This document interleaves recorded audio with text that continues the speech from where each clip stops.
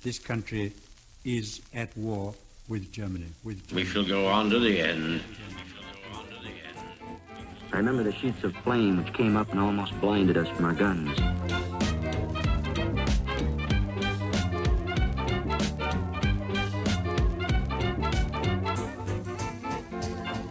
Hello and welcome to the podcast. In this episode, I'm joined by acclaimed historian and best-selling author Alex Kershaw to explore one of the most pivotal moments of the Second World War, the Battle of the Bulge. This December marks the 80th anniversary of the battle, a critical turning point where General George S. Patton's bold leadership and daring actions, most famously the dramatic relief of Bastogne, helped shift the tide in favour of the Allies. Alex joins me to share fascinating insights from his latest book, Patton's Prayer, a powerful exploration of faith, determination and sheer grit that defined one of America's most legendary generals. Thanks for joining me. We should perhaps set the scene.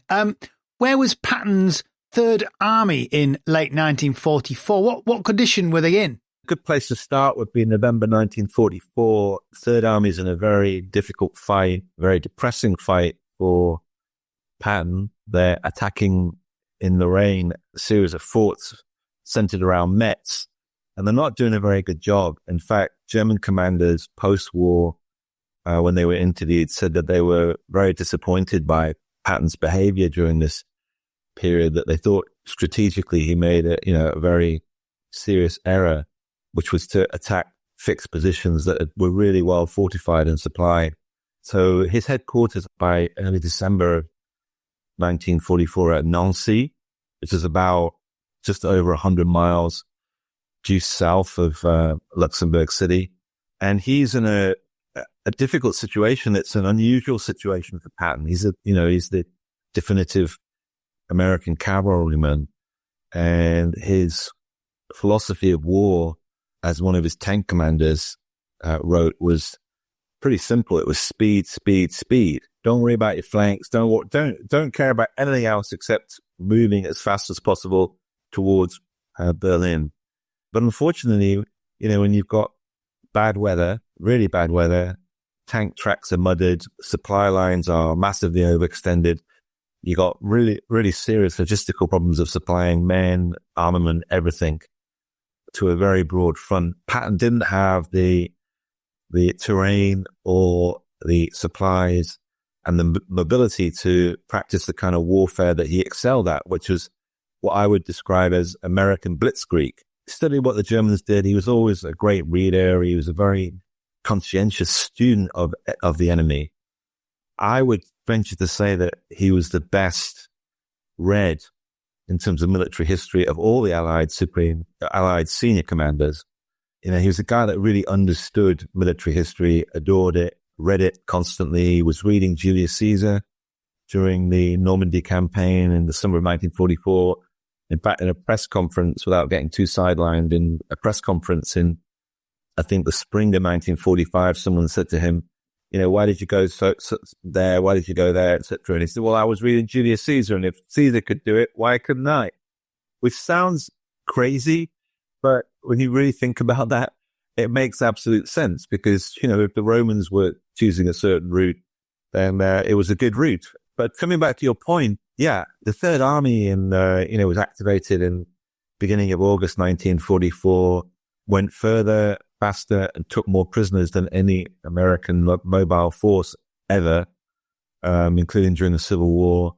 And so was just a supreme slashing force breaking out of Normandy, getting well beyond Paris. And by late summer of 1944, Patton has every right to say to Eisenhower or whoever will listen, you give me the men, single thrust, you put everything you've got behind me, and I'll finish the war. I'll get to Berlin. I think he would have run into problems, but that was the feeling at the time. And it doesn't get that. Operation Market Garden diverts to his great anger and frustration that the supplies that he needs, critically of fuel. And so he's stalled really in Lorraine. The Third Army then is moving sometimes just a mile or two a day, whereas in Normandy, sometimes they would be 50 miles a day. And it's losing a lot of men. In November of 1944, the Third Army had its highest casualties of the war, including during the Battle of the Bulge. So depressing, high casualties, no mobility, stuck in the mud, as he said, over and over again, stuck in the mud. It's not a dispirited army, but it's definitely one that's tired, exhausted, a large number of replacements, lacking mobility, and suffering bad weather and not on the move, which is for any army is depressing. So yeah, that's the state of play in the run up to the Battle of the Bulge for Patton and the Third Army. I have wondered a few times whether actually if Patton had been given Market Garden and Monty had been given Metz, how things would have changed, because Monty was Mr. Set Piece and actually might have done quite well at Metz, and Patton might have done quite well at Market Garden. That neither were playing to their strengths. Yeah, actually, that's a great point. Without getting too nerdy, that would open up a fantastic discussion for people who are way more knowledgeable and nerdy than me. But having been to the places that were critical to the outcome of the Battle of the Bulge, and also having been to some of the key sites of Market Garden just this last September for the 80th anniversary, I would have to agree. Certainly, that was Monty's strength, and I think he would have been more effective than Patton. It may have taken longer, but he probably would have lost less guys. That's the thing about Monty. Probably took long, would have taken twice as long, but maybe you would have minimized to some extent the casualties. It's interesting because if you look at Market Garden, there's one thing that really strikes me about your comment, which is that, there's this kind of myth about Monty, that he was this sort of very diligent planner, very deliberate. And Market Garden blows that out of the water. That's a terribly planned operation. It's a textbook case of things being done way too fast. It's totally un-Montgomery. It's anti-Montgomery. I'm always surprised when I look at Market Garden and what a botch it was that Monty would even allow that to happen. And I think it was just a classic case of hubris. We were massively overconfident, and Monty included, which is uncharacteristic of him because he always had a rightful respect for the enemy. So yeah, great point. Let's not get lost on that, but it's a great point. Market Garden, how do you get around the fact that you've got one road and 9 bridges? And say you only have to get rid of one and you've got a problem, I think I put it down to Monty believing himself as being a thruster, which is why he thinks he could do it, and he is not. Whereas some other people are thrusters and could do it with less of a plan and more of a push. When they're the difference. They're just different skill sets. I think both could have been capable of one or the other. It was just that, the grinding war in North Africa for Montgomery, his World War I experiences, really defined him and allow you to understand what kind of leader he was, because they were horrific. They were traumatizing. I mean, he was like, he had a dead guy on top of him for at least a day in a trench in World War I. So, Monty is thinking all the time, and most of the Brits are thinking, we don't want World War I all over again. We don't want a bloodbath. We don't want trench warfare. And the irony for Monty is that in Normandy, that's exactly what he got. Coming to the broader point, if you look at Patton, the thing to understand about Patton that I really enjoyed understanding and that I think is really important to stress is that this is a crazy guy who's also extremely brilliant strategist and tactician. So he's got those two things going on, but that's because he has a superb staff. You could never underrate the importance of the Third Army staff. He hired really, really well. He was extremely loyal. He only fired one general, and that was after warning him twice. You got there's 3 strikes and you're out, mate. I've not come across any army commander, and let's not forget that by the time he gets to the Rhine in late March of 1945, Patton has almost 500,000 American troops under his command. That's a hell of a lot of soldiers. How do you manage that? How do you supply it? How do you manage that number of people? You have to have a superb staff. I mean, he's a CEO of war is how I describe Patton, the most successful American CEO of war, I would argue. I mean, his chief of staff had been with him since 1941, I think. He was loyal. He listened. Every morning at 8 o'clock in the morning, his staff would sit in front of him and he would allow them to ruminate. Now, this is an important verb. we're not supposed to ruminate too much. Psychologically, it's supposed to be unhealthy for us to go over and over and over again certain ideas, etc. But he allowed staff officers to throw out ideas, and they would be discussed, not at great length, obviously, because they've got a war on, but the fact that people could speak up, could throw out ideas, throw out solutions, could voice their worries and concerns, and that wouldn't be held against them. That created a safe space for very dedicated, extremely capable intelligence officers in particular to operate in. Patton had always plans in place throughout his time in combat from November 1942 right to the end of the war. He always had other strategies, things, a plan B, a plan C sometimes, for if things went really well or if they went really wrong. That's the mark of a really good military commander. It's interesting, that point about ruminating over problems, because that's what Monty lambasts Alexander for leadership by committee. I mean, we could talk all day about this. I mean, but I would argue that was the greatest strength of Alexander. You look at Italy, the nationalities that are coalesced in that allied force is crazy. Monte Cassino, I mean, you've got, anybody that came from anywhere in the former French British Empire is fighting, it's crazy. But so I think that Alexander was a great combiner, a great allied military leader. And by allied, I mean, he's pulling together an international force here and doing a superb job. He rates really highly from Eisenhower. Alexander is really well thought of and was really well thought of. With Monty, every time Monty criticizes someone, it's through the lens of, I should be doing his job. I could do a better job. And famously, that came to a head when in January of 1945, I think, Eisenhower's with Monty, and he literally in the back of a car puts his hand on Monty's knee and says, Monty, you've forgotten one thing. I'm your boss. I'm here. You're there. You should try and be nice to me, or at least don't go behind my back and try and nick my job, if you want to keep yours, You mentioned how bad the weather was. Now, Patton has this wonderful solution to the weather, which I suspect has not been repeated, certainly since the Second World War. Perhaps this is, again, him reaching back into the past to solve the weather. He was a very religious guy, prayed every day. He was Episcopalian, genuinely believed that God had great things in mind for him, that he was a man of destiny. And if he prayed and asked God for certain things, they would be delivered.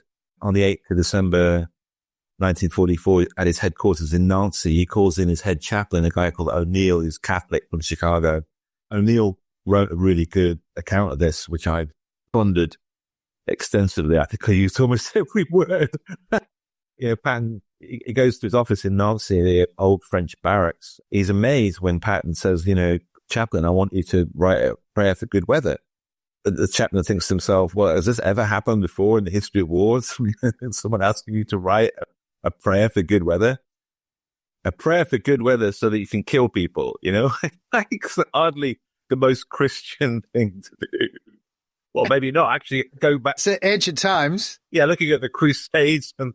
And so he goes away and he writes this prayer, and it comes back to Patton, and for good measure, he adds a Christmas greeting to men of the Third Army. And they printed, that was on the 8th of December. And by the 14th of December, he had over 250,000 prayer cards, literally 250,000 prayer cards. They're like a little business card, the size of a business card, that were distributed to every single man, officer, you name it. Anybody in the Third Army got one. And if you didn't get one, it's because you didn't want one. 2 days later, it was perfect timing. 2 days later, you had the outbreak of the Battle of the Bulge, 16th of December, 1944, 80th anniversary coming up. Deadliest battle for Americans of World War II, 22,000 KIA, well over 50,000 wounded, a really, really big battle, largest number of Americans involved in any battle in World War II, over 800,000 were in the Battle of the Bulge. So it's a big, big story. You're more likely to meet a living veteran from the Battle of the Bulge in the US today than you are from any other battle, because there were so many, and it's toward the end of the war. And it's a big, big deal. The Battle of the Bulge is a huge story. It's a great story. I'll stress again, the deadliest battle for Americans in World War II, both in, the European theater and the Pacific. So, the prayer cards are distributed and just in time. The prayer cards are really interesting, I think, because it shows a certain self-confidence, if not necessarily a self-awareness on Patton's part, but a very weird self-confidence in himself to just believe that everyone's going to take these cards and use them. But at the same time, his army knows who's at the top, and he's got the ear to God, which is why they're being given the card. It must have bred a strange esprit de corps amongst his 250,000 recipients of this card, of which I'm sure a large number of those men were going, what the hell's this? That raises 2 points. Number one is esprit de corps, and how do you create that? Monty was a peacock. He wore his various badges on his various hats, etc. I mean, and he wasn't a tall guy. It wasn't to make him look taller, but that kind of showmanship does make someone bigger than life, bigger than they are in real life. And it was really important to be led by people like that. You want someone who's arrogant, cocky, confident above all, and inspires you to carry on. I mean, and Patton is the epitome of that. He personified that, certainly on the American side. In World War II, you can't think of a more colorful, more brash, more sort of hyper-aggressive showman than Patton. And a lot of that was deliberate. I mean, he knew that he had to be that kind of character to be at his most effective.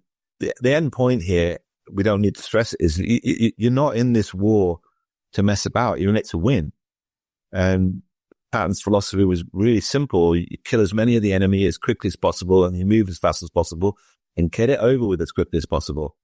And that's a doctrine of war that we've somehow forgotten. Certainly in the US military, that's not been practiced with great effect since World War II. Yeah, the esprit de corps is very important. Veterans that I have interviewed during the war, they didn't have a lot of time for Patton. They're constantly complaining, moaning about how strict he was, how they had to wear neckties, how their helmets had to be polished, and how much of a stickler he was for appearance and discipline.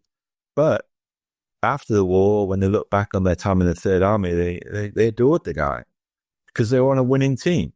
They didn't like the manager while they were trying to win the Champions League.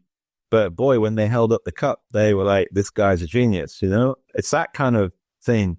And Patton couldn't care less. I mean, there's the famous slapping incidents in Sicily, 2 incidents where he slapped guys that he thought were yellow and, were malingerers that had what we now call, as we call PTSD or battle fatigue. Then there's a third incident then that says a lot more about him. In fact, where he actually took almost like a running jump and kicked a guy in the ass or backside as us linemen are supposed to say, or bottom, posterior. But point being is that he wasn't playing around a war. This is something that was life or death for him. He didn't mind at all whether he lost his life in this war. He was always at the front. He was as close to the action as he could get. He believed in constantly checking in on his division and corps commanders.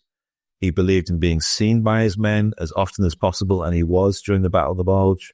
He believed in actually getting down in the dirt and the grit and the grime and the blood with his men, because he believed that they, to carry out his orders, needed to know that he was prepared to do it himself. So the esprit de corps in the Third Army at the time was pretty high, but it's a myth that they worshipped his men, that his men worshipped him, and it's something of a myth that most of them worshipped God. In the US Army, they were far more religious than in the British Army. That brings me to the point of faith. Faith is really important in war. It's often underestimated. Yes, there are atheists in foxholes. And in fact, quite a few men became atheists. They lost all faith in a God or a divine power. How could this hell on earth be allowed to happen? How could such tragedy envelop you? And how could there be no seeming logic to whether you lived or died, whether, if you're a good guy or a bad guy, it didn't matter. It seemed like a godless world often in to combatants in World War II. But for those who were religious, I looked at surveys that the US Army did for the Pacific Theater and the European Theater.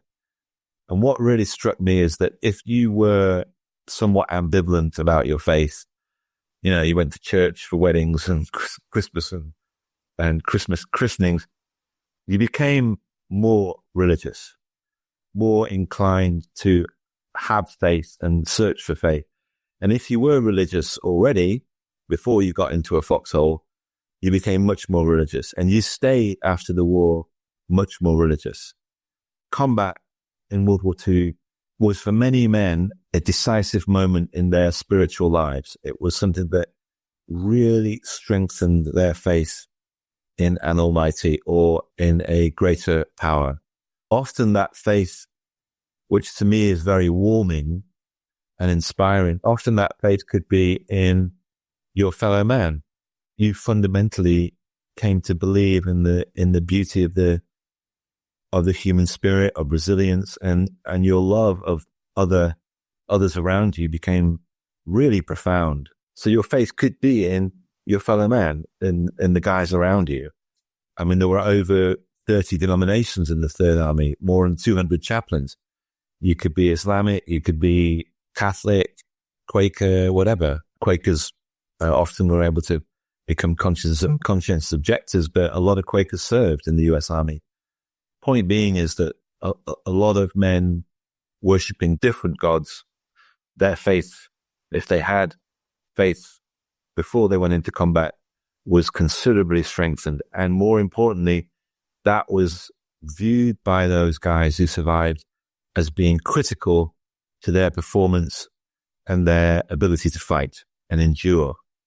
Yeah, so it's an interesting subject, interesting area. Alex, we're going to pause it there. Folks, we'll be back in a moment. Welcome back. I'm joined by Alex Kershaw and we're discussing Patton's prayer and the Battle of the Bulge. Patton's obviously very famous for his coming to the rescue kind of thing during the Battle of the Bulge. But at the start of the Battle of the Bulge on the 16th of December, how far away is Third Army from that fighting? When do they first get an inkling that something's going on, not in their sector that's major? Third Army is about 120 miles due south of the Ardennes, and it's pointing toward Germany, going directly east. And the big plan in motion is to try and hit the Ruhr River dams and to make a powerful thrust into Germany. And this is scheduled for the 19th of December, 1944. So a lot of early December for Patton and the Third Army is about organizing that big push. But because he's got such a good intelligence staff, and in particular the G2 is a guy called Oscar Kosch, who's been with Patton since before the North Africa campaign in late 1942. Kosch is drawing from all kinds of intelligence sources, interrogations of prisoners of war, you name it, all forms of intelligence. There's not an over-reliance on ultra in the Third Army, which is really important to stress, and so Kosch is feeding Patton information that he thinks that Patton needs to know about all the time. But worryingly for Kosch, in early December, he's detecting build-ups of German troops, movement of trains, armored divisions on the move, new forces being assembled. And he tells Patton that he thinks that the Germans will strike at some point soon to the north of the Third Army, perhaps in the Ardennes. So Patton knows before the Battle of the Bulge even breaks out, that before it begins, that something's afoot and something's going to happen. And it's important to stress that he's the only army commander, only senior Allied commander that has any kind of preparations in place, any plan in place to do something if the Germans do strike in that area.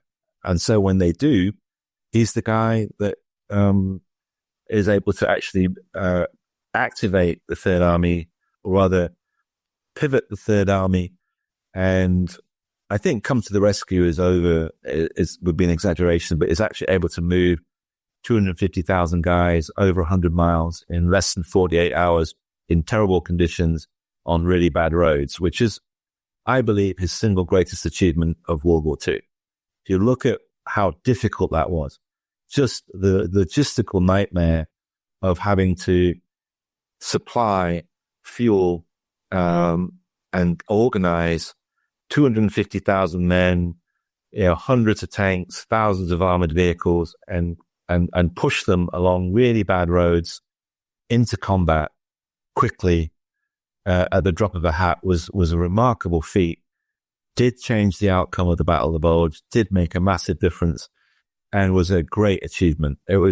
Patton himself viewed it as his glory hour, the thing that he was most proud of. It showed the Third Army at its very best, What's interesting about that, though, is that the Battle of the Bulge starts on the 16th, but Patton doesn't meet with Ike until the morning of the 19th. So it's 3 days after it started. So he's had 3 days to start shifting things around in his head and how he's going to do it and manoeuvring his men. So this just before we started, where I said, in my mind, it all plays out like a film, and it's all just happening really fast. It's all the timelines. It is quite quick, but it's still much is elongated more than I think about when I actually sat down, made a note of things. So he does have that sort of 3 days before he meets with Ike, and he turns up with he has two plans, doesn't he, when he meets with Ike? Well, we should go back. We should go back a little bit and stress that the Battle of the Bulge is, for the Americans, certainly has to rank alongside Pearl Harbor as one of the great intelligence failures of not only World War II, but in U.S. military history. How on earth could you not make any kind of preparations or know about a force of 200,000 Germans amassing literally just a few miles from the Allied front line and then attacking? I mean, it was the barrage, I believe, began at 4:00 in the morning on the 16th of December, and it was the heaviest barrage of World War II up until that time. And it went on for about 2.5 hours throughout the Ardennes, and it just, shot the living daylights out of the thinly manned U.S. lines. You had 3 divisions there. 2 of them were green. One was recuperating from the Hurtgen Forest. So thinly manned, full of replacements, inexperienced, cold, miserable, and totally unprepared for this strike force. Hitler's plan was to burst through American lines, hopefully in really bad weather, so you had cloud cover so that we couldn't bring in our greatest weapon, which was air power, and then to thrust through blitzkrieg style, reach Antwerp, divide the Canadians and British in the north from the Americans in the south, and then basically say, look, this unconditional surrender stuff, this nonsense that you came up with in 1940, early 1943 at Casablanca, no, it's not going to be unconditional. There's going to be a different end to the war in the West. That was Hitler's hope. His last great gamble was that might pay off. From the very beginning of the planning, when his senior commanders learned about Wacht am Rhein, that which was the code word for the Ardennes assault, none of them really believed that it would work. But some of them thought, let's give it a go, because even if it doesn't fully succeed, we'll have dealt the Allies a serious blow. It'll be good for morale. It may allow us to buy more time to defend Germany. And you never know. If you knock on the door enough times, if you knock on it hard enough, maybe it'll open. I think Clausewitz said that, you can have the best plans in the world, but the moment the battle begins, everything goes to hell. It's, you're organizing chaos if you're a commander. But to bring us back to that point, the bigger point, which is that we were taken by surprise, and shocked and stunned on the ground. You had thousands of Americans just fleeing for their lives, panic-stricken, just complete chaos and fear. And fear on a battlefield spreads really fast.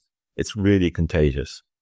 And it was contagious. So I think the first time that Patton knew that something was really serious was going on was at a briefing with Bradley, a phone call with Bradley late on the 16th of December, when Bradley says, come and see me, and the push that you've been planning is cancelled. It's over.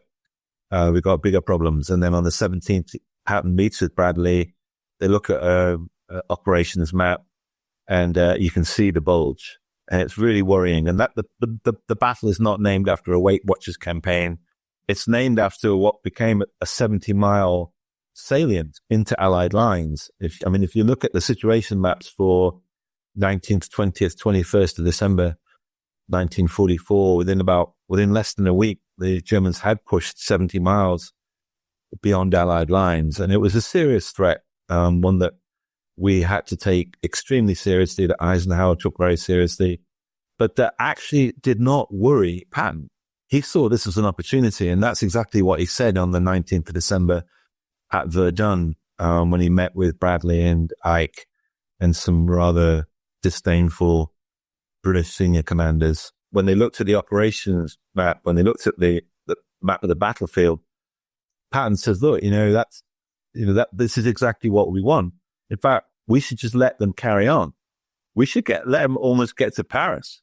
Just let them go. Let them overextend themselves. Let them push everything they have into that gap in our lines. And then let's just cut them off. He had a cigar in the meeting at Verdun. He had a cigar in one hand. He held his hand like this, like a circle, with his thumb and his forefinger, and basically put the cigar in there, boom, chop it off. They'd put their necks in a meat grinder. They'd put their necks under the guillotine. Let's chop it off. Point being, let them extend that salient, put everything they've got into it, and then I'll come from the south and chop it off. Brits from the north under Montgomery, if you can be bothered to even take this seriously, or if you can get off his backside and do something for once. That was kind of Patton's attitude. If he can actually move some of his men somewhere at some point, that would be great. But north, south, two pincers, wham, cut them off and end the war. Patton saw this as an opportunity to actually end the war.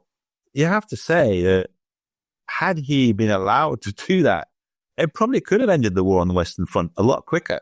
If the Germans had thought, Hitler had thought, we have got a chance here of actually getting to Antwerp, of actually getting maybe somewhere near even Paris, God forbid.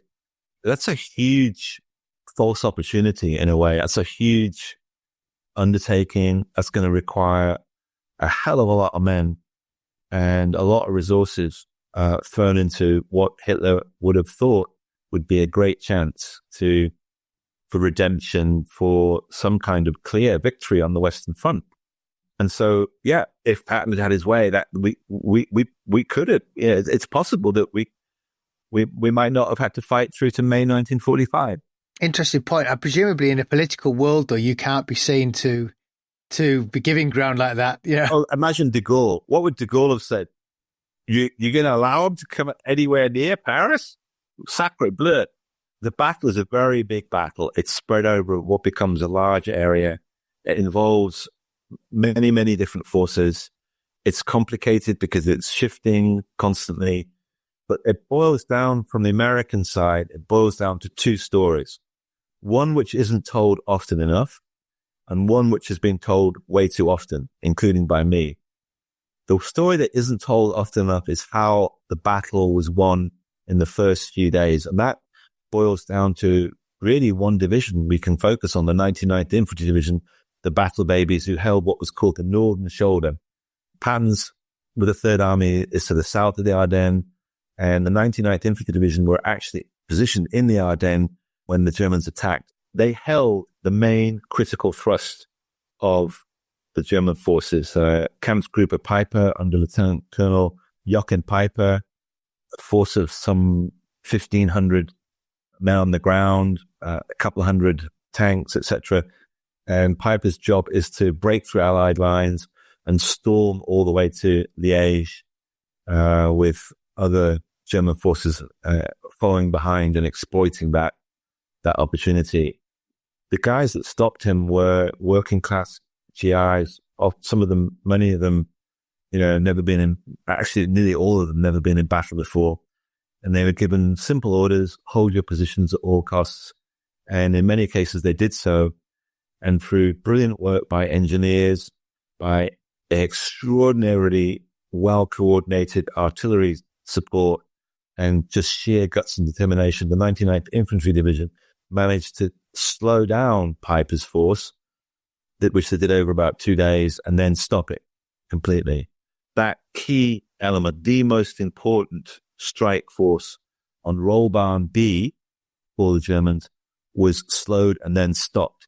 And once Piper and his Kampfgruppe were out of business, the Germans weren't going to reach Antwerp.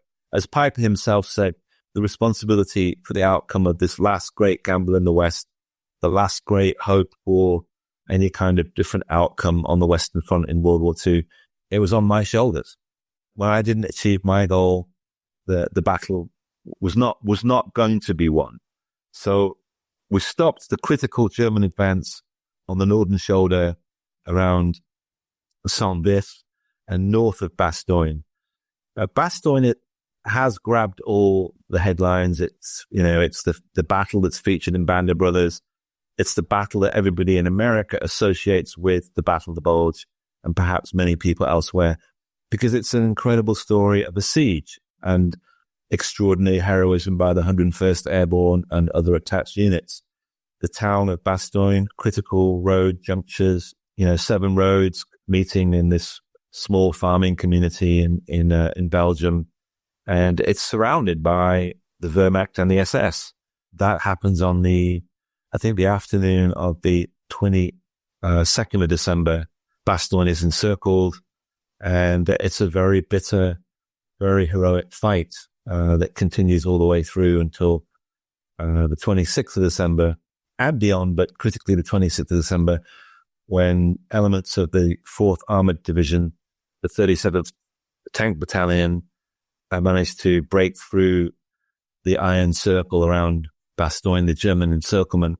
They break through and are able to create a fragile corridor, which will be strengthened and which will allow supply of men, arms, and most importantly, gasoline and medical supplies to Bastogne. So Patton himself, when he received the news that an element of, I think it's Company B of the 37th Tank Battalion has broken through the lines at Bastogne, he writes in his diary on the 26th that this is, the great achievement of the war for him and for the Third Army.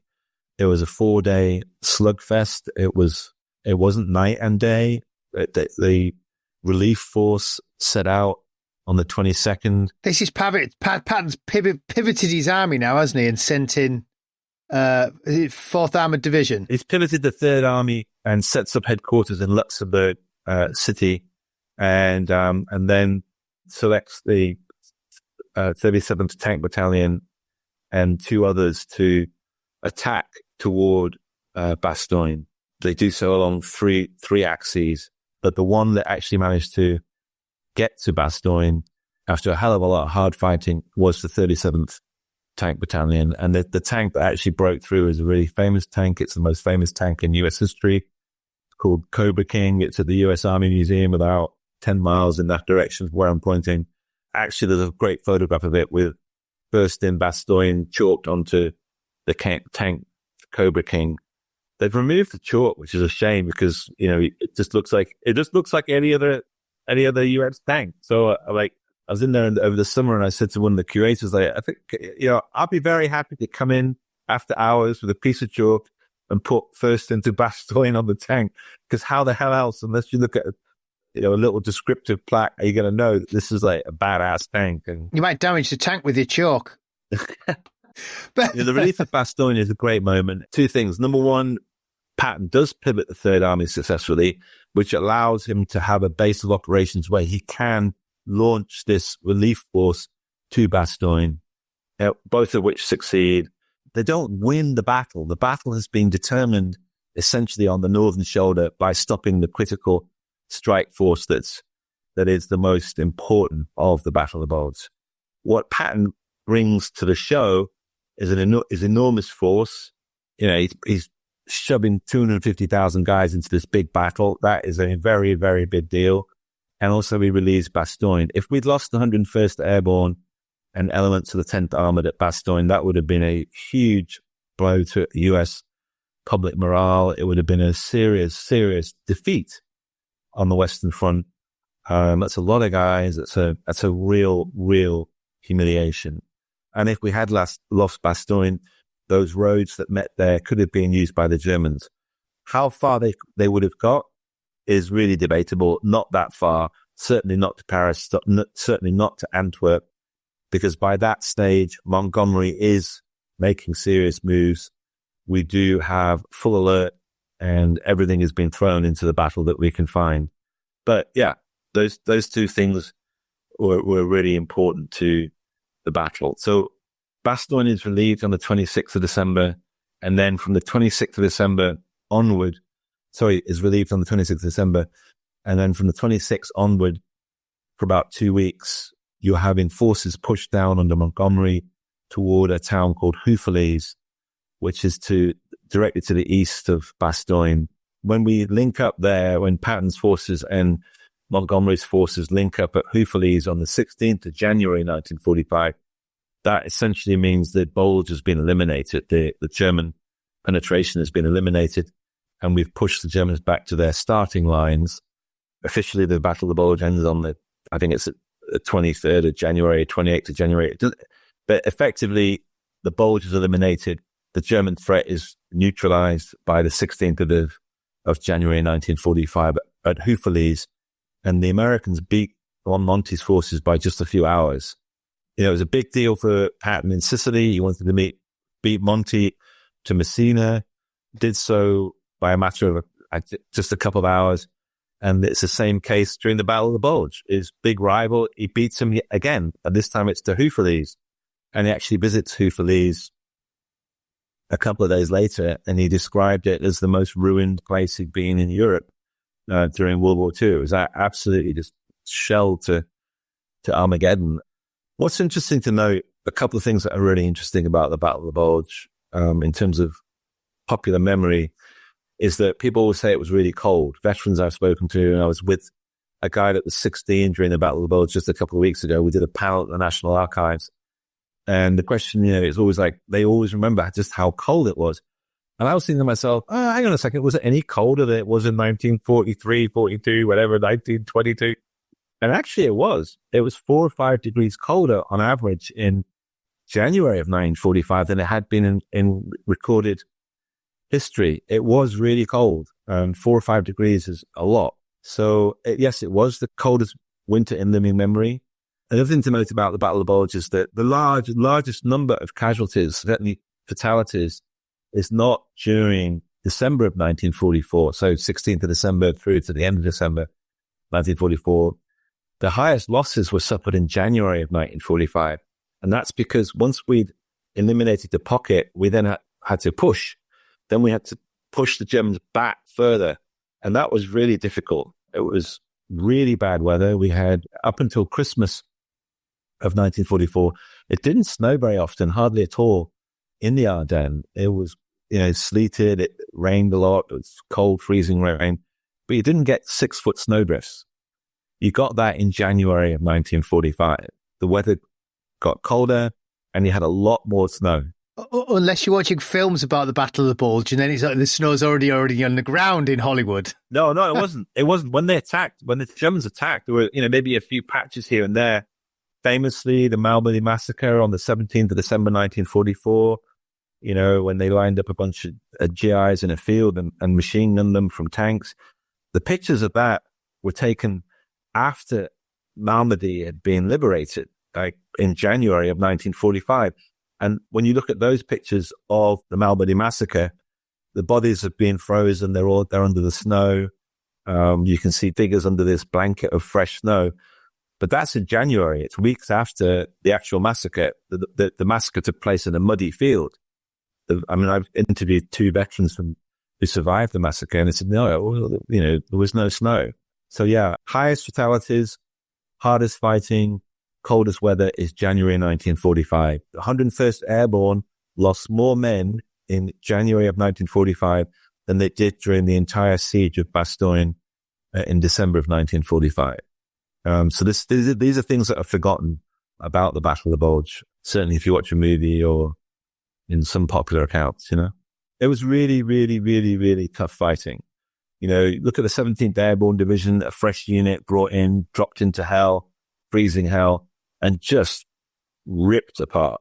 Just 2 regiments just ripped apart, having to take ridges to trudge through, fields of, 6-foot snowdrifts and then take a ridge that's heavily defended in a snowstorm. I mean, it was just, and these guys had never been in combat. I mean, they were just ripped apart and really quickly and with devastating results to morale and unit cohesion. 17th Airborne got, basically had to renew itself. Really, really serious, difficult, apart from the worst of jungle warfare, where disease was perhaps the biggest enemy at times. The Battle of the Bulge has to rank as some of the toughest fighting of World War II. Yeah. And it's where I think almost Bastogne overshadows much of the campaign and sucks the oxygen out. And there's so much that we misremember. We misremember because of Hollywood, because of the films. You get the idea that Bastogne was a small village under siege. It's a huge perimeter. There's 18,000 men in there defending it. It's a big operation. Yeah. To this day, it is the textbook example of what you can do with beautifully coordinated artillery fire. So McAuliffe, people forget, the 101st Airborne Division Commander Taylor was not in Europe when the Battle of the Bulge breaks out. He's in Washington, D.C. He flies back, tries to get back to his men as quickly as possible. The division is commanded during the Battle of the Bulge, during the siege of Bastogne, rather, by Anthony McAuliffe, who's an artillery officer. And, he dropped in to Normandy on D-Day. And thank God we had him in charge. Maybe you could say that he did a way better job than Taylor would have done, because what it boiled down to was like, you did have artillery there. You did have extensive artillery there. And you had a commander of forces in Bastogne who was an expert in how you maximize your use of artillery from a static position, let alone when you're on the move. And what happened was that you had positions, artillery positions, and what would happen is they would coordinate sometimes all of those positions in that large space that you're pointing out within that big perimeter. It's not just a couple of miles. It's a big perimeter, which is in many places thinly manned. So what they did is that when the Germans attack in one place, you point all your guns at that place and you just shell the hell out of it. And then you shift it. So you've got great coordination, great communication, and artillery positions that are constantly thinking about where they're going to have to shift their fire. And you bracket the fire. I mean, it's a textbook case to this day that's studied by anybody that is firing an artillery piece in the US military. This is how you do it. And what's interesting is that it had the Germans attacked in different places, sent different forces at different places, they would have broken through. No question about it. It was just too piecemeal. Their attacks were too piecemeal. Even amassing a single force and just going like, we're just going to go bat our hell, throw everything we got and break through the perimeter. That would have worked. But it was disorganized. It was piecemeal, the attacks. It was a badly led German offensive at Bastogne. It was cack-handed. So when they did strike, they didn't strike with full what they could have amassed. They didn't ever amass that in one place.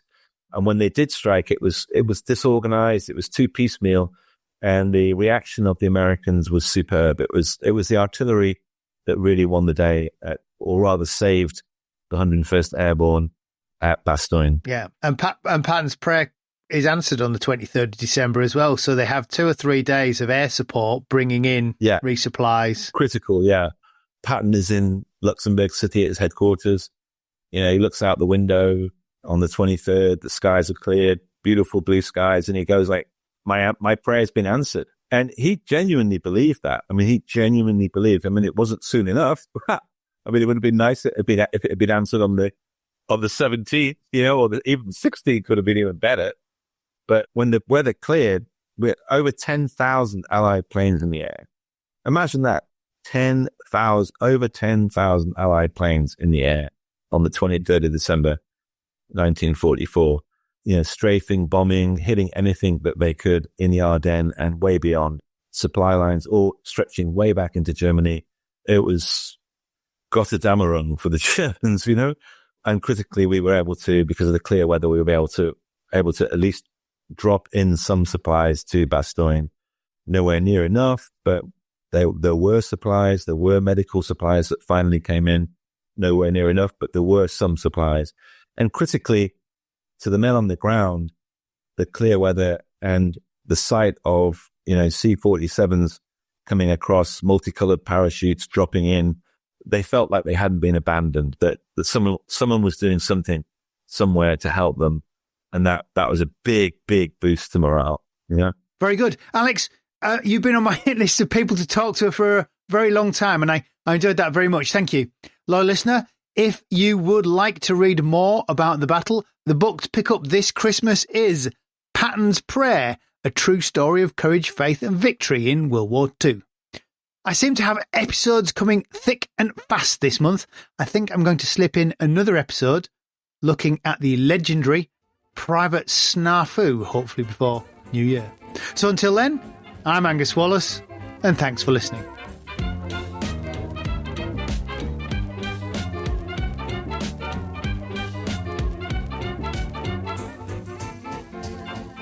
Jerry 88mm gun hit our tank, blew us the hell out of it. Stalingrad can never be repaired.